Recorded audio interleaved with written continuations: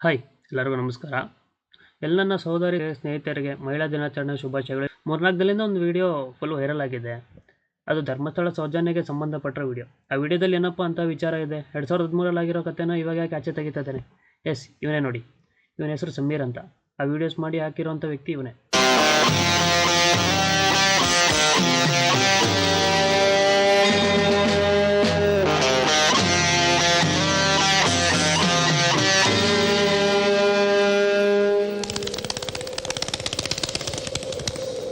ಇವಾಗ ನಮಗೆಲ್ಲ ಎಷ್ಟು ಇವನ ಮೇಲೆ ಕೋಪ ಇದೆ ಅಂತ ಗೊತ್ತಾ? ಯಾವ ಇನ್ಸ್ಟಾ ಪೇಜ್ ನೋಡಿದ್ರು ಇವಂದೇ ಫೋಟೋಸ್ ವೀಡಿಯೋಸ್ನೇ ಬರ್ತಾಯಿದೆ. ಯಾವ ಸ್ಟೋರಿ ಸ್ಟೇಟಸಲ್ಲಿ ನೋಡಿದ್ರು ಇವಂದೇ ಫೋಟೋಸು, ಇವಂದೇ ವೀಡಿಯೋಸ್. ಆ್ಯಕ್ಚುಲಿ ಕೋಪ ನನಗಲ್ಲ, ಅದು ಯಾರಿಗೆ ಅಂತ ಮುಂದೆ ಹೇಳ್ತೀನಿ. ಅದಕ್ಕೂ ಮುಂಚೆ ಒಂದು ಅಡ್ವೈಸ್ ಇವನಿಗೆ, ನಿನಗಿದೆಲ್ಲ ಬೇಕಿತ್ತಾ ಅಂತ. ಇಲ್ಲಿ ಮೊದಲಿಗೆ ಎದ್ದು ಕಾಣಿಸೋದು ಇವನೊಬ್ಬ ಮುಸ್ಲಿಂ ಅಂತ. ನಮ್ಮ ಹಿಂದೂಗಳಿಗೆ ಮುಸ್ಲಿಮ್ಗಳ ಮಧ್ಯೆ ತಂದು ತಮಾಷೆ ನೋಡೋಕ್ಕೆ ಈ ಥರ ವೀಡಿಯೋಸ್ ಮಾಡಿದ್ದಾನೆ. ವ್ಯೂಸ್ಗೆ ಯೂಟ್ಯೂಬಲ್ಲಿ ದುಡ್ಡು ಮಾಡೋಕ್ಕೆ ಈ ಥರ ರಾಂಗ್ ಇನ್ಫಾರ್ಮೇಷನ್ ಕೊಟ್ಟು ಜನಗಳನ್ನ ದಾರಿ ತಪ್ಪಿಸ್ತಾ ಇದ್ದಾನೆ. ಪವಿತ್ರ ಕ್ಷೇತ್ರ ಧರ್ಮಸ್ಥಳ ಮಂಜುನಾಥನಿಗೆ ಮಸಿ ಬಳಿಯೋ ಕೆಲಸ ಇವನು ಮಾಡ್ತಾ ಇದ್ದಾನೆ. ನಮ್ಮ ದೇವಸ್ಥಾನಕ್ಕೆ ಕೆಟ್ಟ ಹೆಸರು ಬರಲಿ ಅಂತಲೇ ಹಿಂಗೆಲ್ಲ ಮಾಡ್ತಾ ಇದ್ದಾನೆ. ಮಂಜುನಾಥ ಸ್ವಾಮಿ ಸುಮ್ಮನೆ ಬಿಡಲ್ಲ, ಅವನ್ನ ಸರಿಯಾದ ಶಿಕ್ಷೆ ಕೊಡ್ತಾನೆ ಇವನಿಗೆ.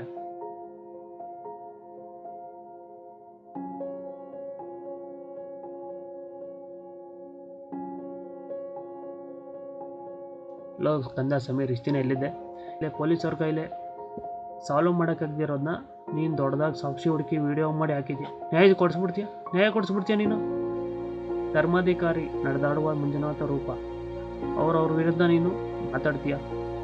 ಜನ ನೀನು ಬಿಡಲ್ಲ ಕಾಣೋ. ನಿಮ್ಮ ಮುಸ್ಲಿಮ್ಸ್ ಅವರು ನೀವೇನು ಸಾಚನ? ಇಷ್ಟೆಲ್ಲ ಗಣ ಮಾಡ್ತೀರಾ, ಇಷ್ಟು ರೌಡಿಸಮ್ ಮಾಡ್ತೀರಾ. ಮಂಗಳೂರಲ್ಲಿ ಕುಕ್ಕರ್ ಬ್ಯಾಸ್ಟ್ ಮಾಡಿದ್ದೀರಾ. ಬೆಂಗಳೂರಲ್ಲಿ ಬಾ, ಗಲ್ಲಿಯಲ್ಲಿ ನಿಮ್ಮಂಥ ಜನಗಳು, ನಿಮ್ಮಂಥ ಮುಸ್ಲಿಮ್ಸ್ ಅವರು ಎಷ್ಟೆಷ್ಟು ರೌಡಿಸಮ್ ಮಾಡ್ತಾರೆ, ಎಷ್ಟು ದೌರ್ಜನ್ಯ ಮಾಡ್ತಾರೆ ಜನಗಳ ಮೇಲೆ. ನೀನು ಮಾಡಿದ ತಪ್ಪು, ನಿನ್ನ ಬಿಡಲ್ಲ. ವಿಡಿಯೋ ಡಿಲೀಟ್ ಮಾಡಿಲ್ಲ ಅಂದರೆ ನಿನ್ನ ಅಡ್ರೆಸ್ಗೆ ಬಂದು ನಿನ್ನ ನಂಬರೆಲ್ಲ ಸಿಕ್ಕಿದೆ, ನಿನ್ನ ಸಾಯಿಸ್ತೀವಿ, ಬಿಡೋದಿಲ್ಲ. ಹಿಂದೂಗಳ ಧರ್ಮಸ್ಥಳದಲ್ಲಿ ಯಾವತ್ತೂ ಈ ಥರ ಯಾವುದೂ ಅಧರ್ಮ ಆಗಲ್ಲ.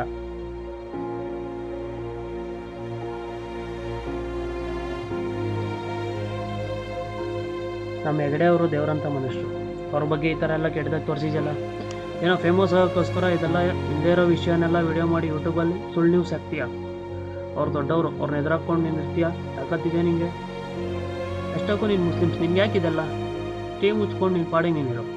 ನಮ್ಮ ಹಿಂದೂಗಳ ಸಂಘಟನೆ ಇದೆ, ರಕ್ಷಣಾ ವೇದಿಕೆ ಇದೆ, ಪೊಲೀಸ್ ಇದ್ದಾರೆ, CCB CBI ಎಲ್ಲ ಇದ್ದಾರೆ, ನೋಡ್ಕೊಳ್ತಾರೆ. ಎಲ್ಲಿ ನೋಡ್ಕೊಳ್ತಾರೆ ಹೇಳಿ? ಎಲ್ಲಿ ನೋಡ್ಕೊಳ್ತಾರೆ? ಇಷ್ಟೊತ್ತು ನಾನು ಹೇಳಿದ್ದು ಸಮೀರ್ ಬಗ್ಗೆ ನಾನು ಬೈದಿದ್ದಲ್ಲ. ಟ್ರೋಲ್ ಪೇಜಸ್ಗಳು, ಇನ್ಸ್ಟಾಗ್ರಾಮಲ್ಲಿ ಪೇಜಸ್ಗಳಲ್ಲಿ ಅವನ್ನ ಬೈತಾ ಇರೋದು. ಕೆಲವು ದೇವಮಾನವರು ಬೆಂಬಲಿಗರು ಕಮೆಂಟಲ್ಲಿ, ಫೇಸ್ಬುಕ್ ಇನ್ಸ್ಟಾಗ್ರಾಮಲ್ಲಿ ಸಮೀರ್ ವಿರುದ್ಧ ಪೋಸ್ಟ್ಗಳನ್ನ ಹಾಕಿ, ಕಮೆಂಟ್ಗಳನ್ನ ಹಾಕಿ ಈ ಥರ ಎಲ್ಲನೂ ಮಾಡ್ತಾಯಿದ್ದೆ. ಅಷ್ಟಕ್ಕೂ ನಿಜ ಹೇಳೋಕ್ಕೆ ಯಾವ ಜಾತಿ ಆದ್ರೇನು, ಯಾವ ಧರ್ಮ ಆದ್ರೇನು, ಸತ್ಯ ಯಾವತ್ತಿರೋ ಒಂದಿನ ಆಚೆ ಬರಲೇಬೇಕಲ್ಲ.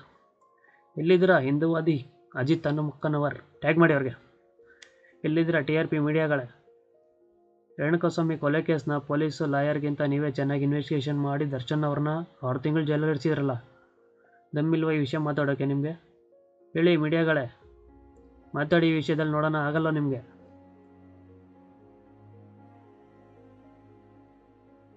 ಏನ್ರಿ ಮೀಡಿಯಾ, ಈ ವಿಚಾರದಲ್ಲಿ ಬಂದಷ್ಟು ವಾಯ್ಸ್ ನಿಮ್ಮದು ಈ ವಿಚಾರದಲ್ಲಿ ಬರ್ತಾನೆ ಇಲ್ಲ.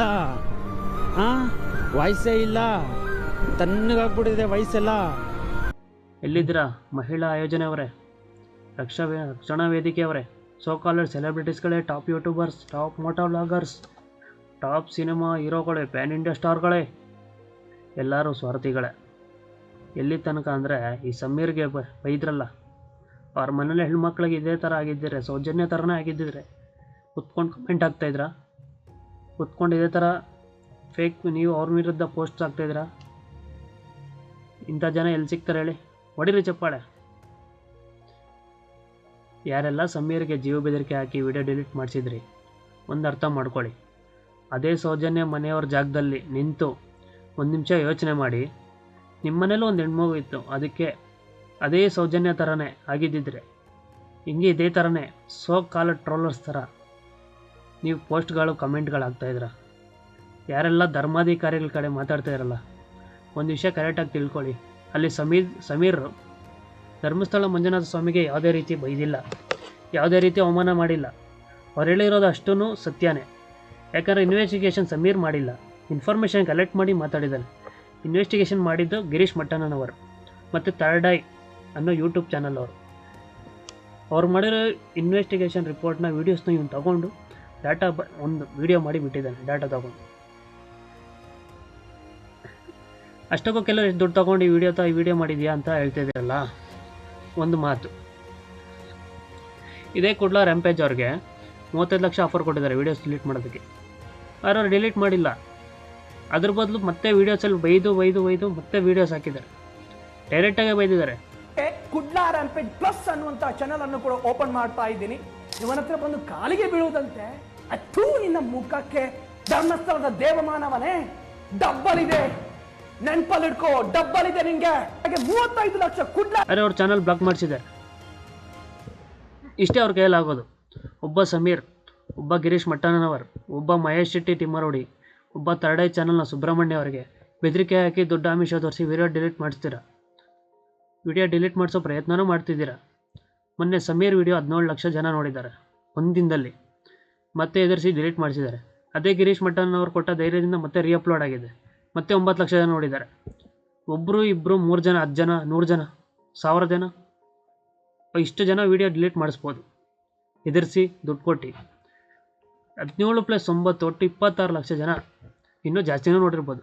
ಇಷ್ಟು ಜನ ವೀಡಿಯೋಸ್ ಮಾಡೋಕ್ಕೆ ಇಂಡಿವಿಜುವಲ್ ಆಗಿ ಡಿಲೀಟ್ ಮಾಡಿಸ್ಲಿ ನೋಡೋಣ, ಆಗುತ್ತೆ ಅವ್ರ ಕೈಯಲ್ಲಿ? ಎಷ್ಟು ಜನಕ್ಕೂ ದುಡ್ಡು ಕೊಡ್ತಾರ, ಜನಕ್ಕೂ ಎದುರಿಸ್ತಾರ? ಆಗಲ್ವಲ್ಲ.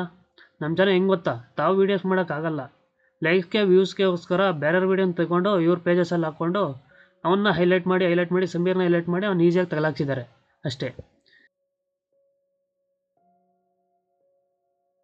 ಪ್ರತಿಯೊಬ್ಬರೂ ಕೂಡ, ಪ್ರತಿಯೊಬ್ಬ ಕನ್ನಡಿಗನು ಕೂಡ ಈ ಹೋರಾಟದಲ್ಲಿ ಸಾಥ್ ಕೊಡ್ಬೇಕು. ಇದು ಬರೀ ಒಂದು ಹಳ್ಳಿ ಸಮಸ್ಯೆ ಮಾತ್ರ ಅಲ್ಲ, ಪ್ರತಿ ಜಿಲ್ಲೆ, ಪ್ರತಿ ರಾಜ್ಯ, ದೇಶಾದ್ಯಂತ ಈ ಸಮಸ್ಯೆ ಇದೆ. ದಿನೇ ದಿನೇ ರೇಪ್ ಕೇಸ್ಗಳು ಜಾಸ್ತಿ ಆಗ್ತಿದೆ ಹೊರತು ಕಮ್ಮಿ ಮಾತ್ರ ಆಗ್ತಾ ಇಲ್ಲ. ಇದು ಯಾವತ್ ನಿಲ್ಲುತ್ತೋ ಅವತ್ ನಮ್ ದೇಶ ಚೆನ್ನಾಗಿರುತ್ತೆ.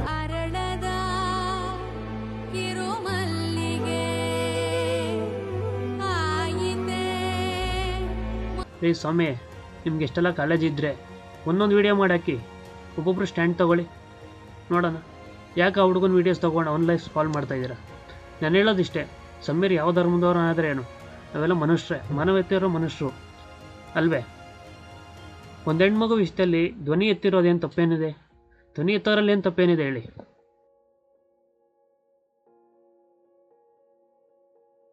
ಅಕಸ್ಮಾತ್ ಸೋ ಕಾಲ್ಡ್ ಧರ್ಮಾಧಿಕಾರಿಗಳ ಮಗಳು, ಮೊಮ್ಮಗಳು, ಇಲ್ಲ ಅವ್ರ ಮನೆ ಯಾವ್ಯಾವ ಹೆಣ್ಮಕ್ಳಿಗೆ ಈ ಥರ ಆಗಿದ್ದರೆ, ಅಥವಾ ಇನ್ವೆಸ್ಟಿಗೇಷನ್ ಮಾಡಿದ್ನಲ್ಲ ಪೊಲೀಸ್ ಆಫೀಸರ್ಸ್, ಅವ್ರ ಮನೇಲಿರೋ ಮಕ್ಕಳಿಗೆ ಇದೇ ಥರ ಆಗಿದ್ದಾರೆ, ಇದೇ ಇನ್ಫ್ಲೂಯೆನ್ಸ್ ದುಡ್ಡು ತೊಗೊಂಡು ಸುಮ್ಮನೆ ಆಗ್ತಿದ್ದಾರೆ ಹೇಳಿ? ಹಂಗೆ ನೋಡಿದ್ದಾರೆ. ರೇಣುಕಾಸ್ವಾಮಿ ಕೇಸಲ್ಲಿ ದರ್ಶನ್ ಅವ್ರು ಮಾಡಿದ್ದು ಕರೆಕ್ಟೇ. ಒಂದೊಂದು ಸಲ ಅನಿಸುತ್ತೆ, ಈ ಕೆಟ್ಟೋಗಿರೋ ವ್ಯವಸ್ಥೆ, ಕಾನೂನು, ಈ ಪೊಲೀಸು ಇವ್ರ ಹತ್ರ ಎಲ್ಲ ಓಡಾಡೋ ಬದಲು ನ್ಯಾಯ ಸಿಕ್ಕಿಲ್ಲ ಅಂದರೆ, ಸಿಗುತ್ತೋ ಇಲ್ಲೋ ಗೊತ್ತಿಲ್ಲ, ಇವ್ರ ಹತ್ರ ಓಡಾಡೋ ತಲೆ ಕೆಟ್ಟೋಗಿ ನಮ್ಗಂತಾರೆ ಏನು ಮಾಡ್ತಾರೆ ಗೊತ್ತಾ? ಕಾನೂನು ಕೈಗೆ ತೊಗೊಂಡು ದರ್ಶನ್ ಅವ್ರು ಮಾಡ್ದಂಗೆ ಮಾಡ್ತಾರೆ. ನಾನಂತೂ ನಮ್ಮ ಮನೆ ಹೆಣ್ಮಕ್ಳಿಗೆ ಈ ಥರ ಏನಾದ್ರು ಮಾಡಿದಿದ್ರೆ, ಅದೇ ರೇಪ್ ಮಾಡ್ರೆ ದನ ಕುರಿಗೆ ಬೀಜ ಹೊಡಿತಾರಲ್ಲ, ಆ ತರ ಇಡ ಹೊಡಿತೀನಿ, ಒಪ್ಕೊಂತೀರೇನ್ರಿ? ನಮ್ಮಲ್ಲಿ ಎಷ್ಟೋ ಜನ ಹೆಣ್ಮಕ್ಳು ನನಗೆ ರೇಪ್ ಆಗಿದೆ ಅಂತ ಹೇಳೋಕ್ಕೂ ಆಗದೆ ಸತ್ತೋಗಿದ್ರು. ಹೇಳಿದವರು ನ್ಯಾಯ ಸಿಗದೆ ಸತ್ತೋಗಿದ್ರು.